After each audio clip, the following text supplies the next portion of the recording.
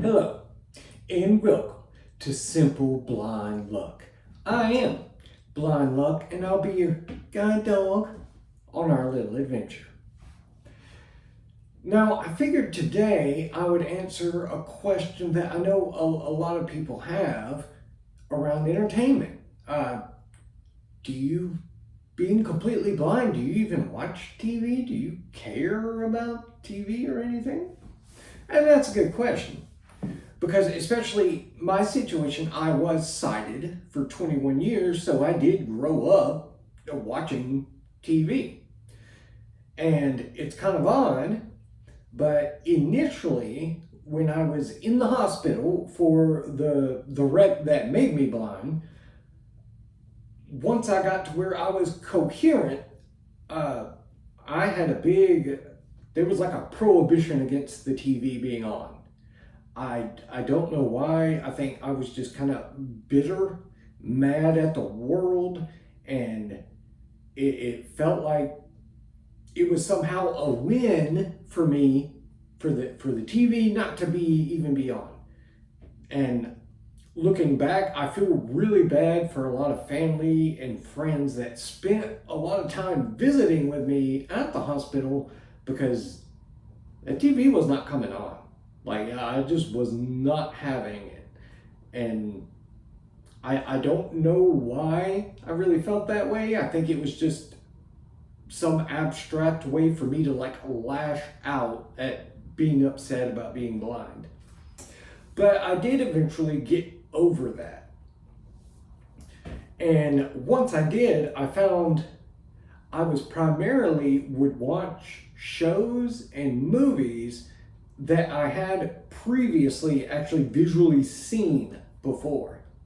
And the thing I very quickly found interesting about that is if it was like a movie I had seen before, it could be one I had seen maybe once or twice, and it was like years and years ago. I didn't really recall. When starting to watch the movie, it's like the sounds of it brought those images back. I was able to recall like exactly what it looked like. So, I mean, it was very similar to I was getting to watch that movie again. And I used to watch a lot of stuff that I had seen over and over, just staying on things I had actually visually seen before because of that.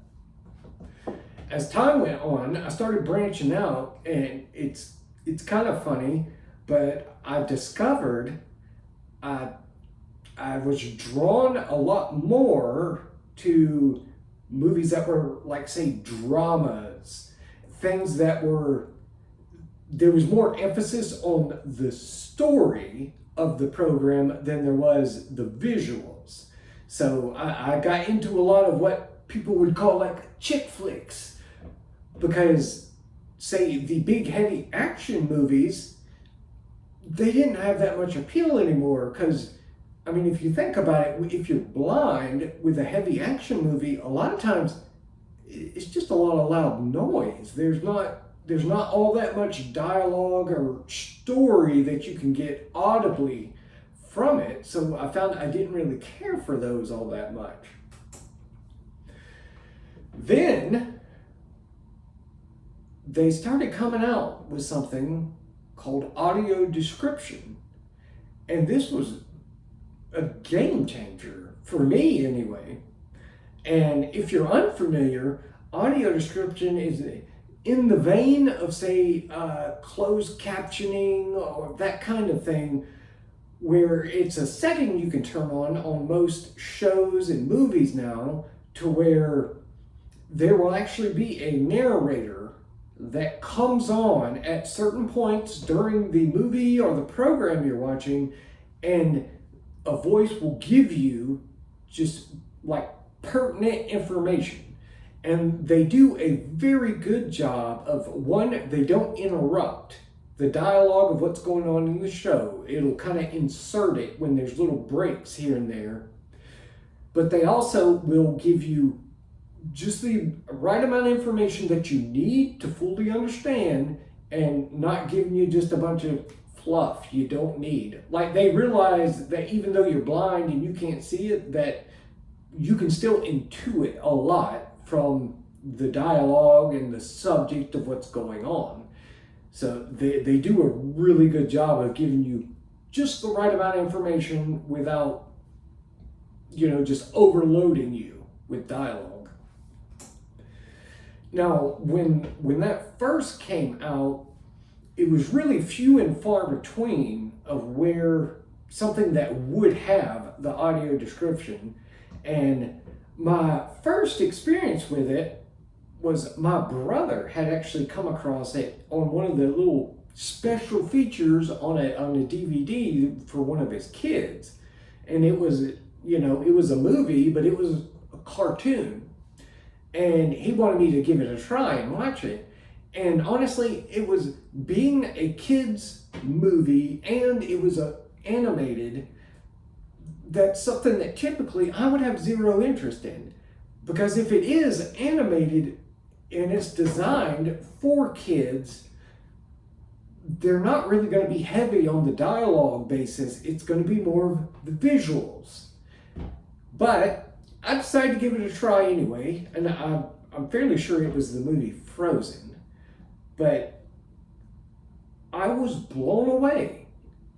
Because here there is this movie that's animated and it's made for kids, and it is heavily visual, yet I was able to follow the story of it, everything. They gave me just the right amount of information, so I was able to get the full picture of what was going on. Another really good example of an early movie I watched that was like that was American Sniper. Now see, that's a movie, as I mentioned previously, there's a lot of action, a lot of visual elements to it that I believe I did watch it once when it was relatively new without any audio description and without someone there to kind of try to fill me in, and I didn't care for it. Because, there were so many parts of the movie that if you can't see it, you're not really going to know exactly what happened and what's going on. But turn around watching it again with the audio description, once again, it did an amazing job of giving me information I needed to grasp the situation without overloading, and it didn't interrupt the story or the flow of everything. It worked really, really well.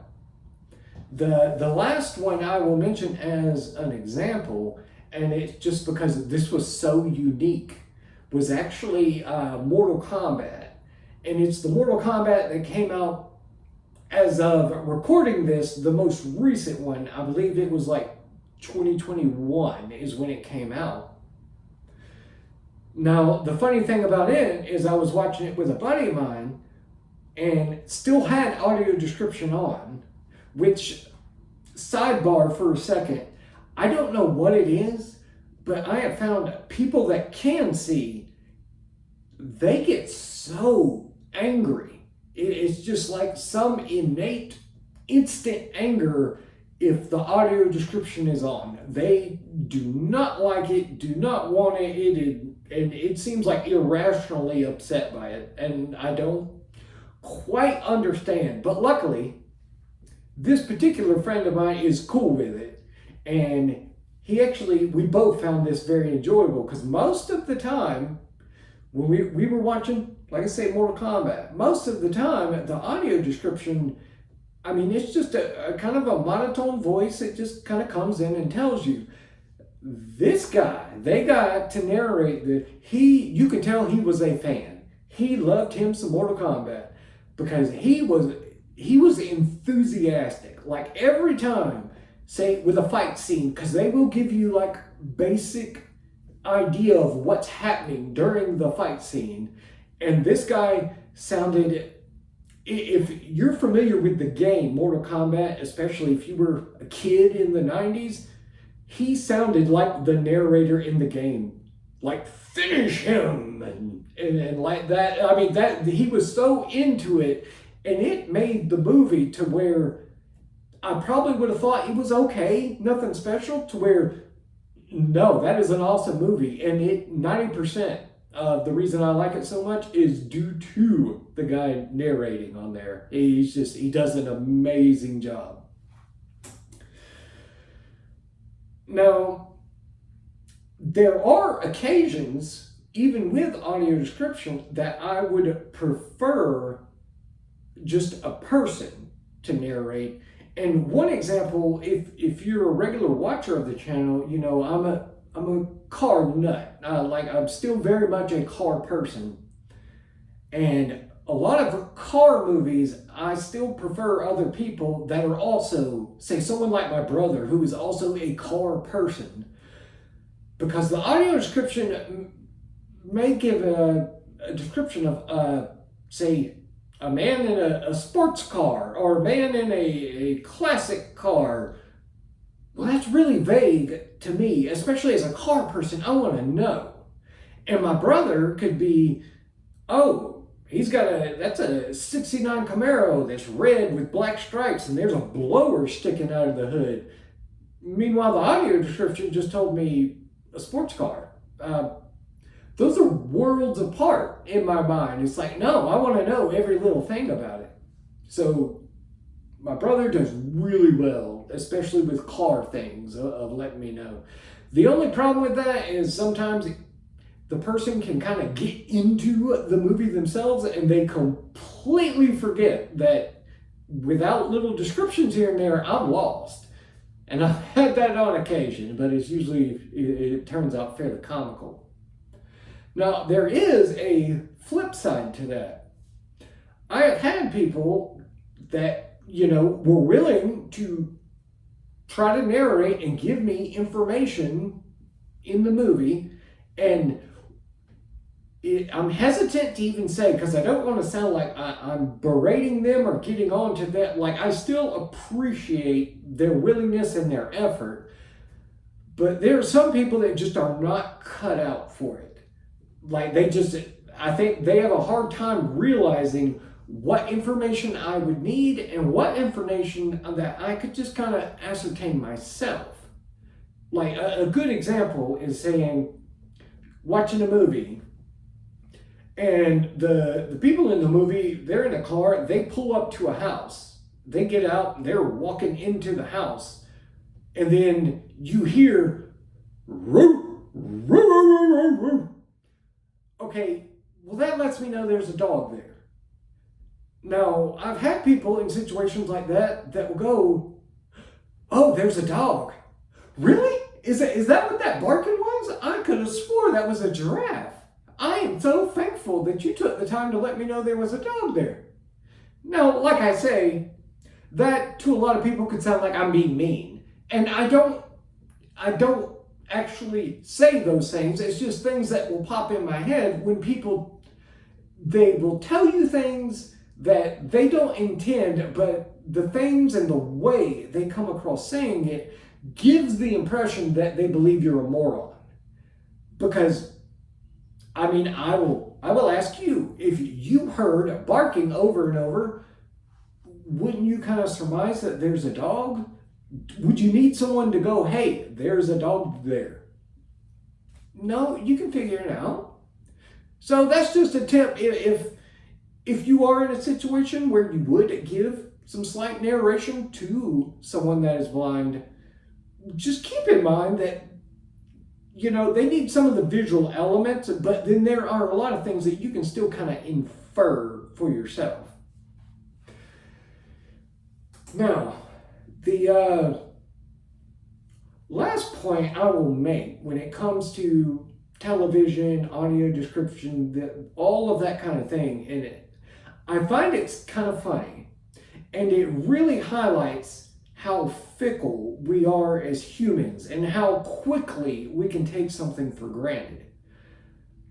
When I was first coming across audio description and it was first kind of getting out there and becoming available, I was always just pleased and overjoyed to come across something that had it. It was just, oh, cool, this has it. That's a bonus. Well, as time has gone on and more shows and movies have it, I've kind of gotten spoiled. There are a lot of situations now where I will hear of a show or a movie and be like, oh, I want to check that out. And then I'll go look it up and find out it does not have audio description. At least it doesn't have it yet. I'll turn my nose up to it. I'll be like, no, I'm not gonna sit there and listen to that. So in a very short amount of time, I have gone from enjoying movies and just being thankful when there was some sort of audio description to the point I am now, to where especially if I'm watching it by myself, if it doesn't have it, then it's like, no, not gonna watch it. I'm gonna move on to something else. So it's just kind of funny, and I know we as humans do that with all kinds of things, nearly everything, and it's so quick and easy to take things for granted. And I guess I was just highlighting an example where I myself do that. But that's going to wrap it up for today. I will leave you with an on the bright side. And for today, we have, yeah, I'm blind, but on the bright side, it doesn't matter where I sit in my house, the TV is always, it's a good seat to me. As long as the audio works, it's a great seat for me. And with that, I'll hear you later.